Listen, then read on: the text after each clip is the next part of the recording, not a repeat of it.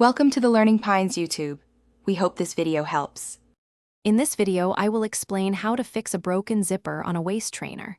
First, carefully examine your zipper to understand the exact issue. Is it a separated track, bent teeth, or a slider that has come off? Having a clear understanding will guide your repair. You'll want to have some small pliers, a needle, and thread ready for the task.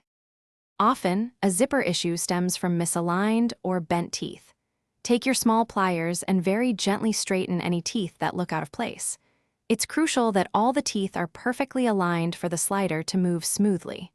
Once aligned, you can rub a graphite pencil along the teeth.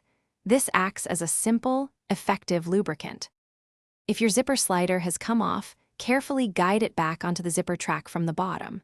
Should the slider itself be broken, you'll need to replace it with a new one of the correct size.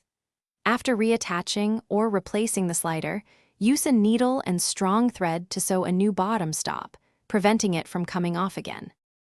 Once your repair is complete, thoroughly test the zipper by moving the slider up and down at least 10 times. Confirm that it glides smoothly and the teeth interlock perfectly without any gaps. To keep your zipper in excellent condition, apply a zipper lubricant every few months. This simple step can significantly extend its lifespan and prevent future issues. Thanks for watching. Consider subscribing if we helped you.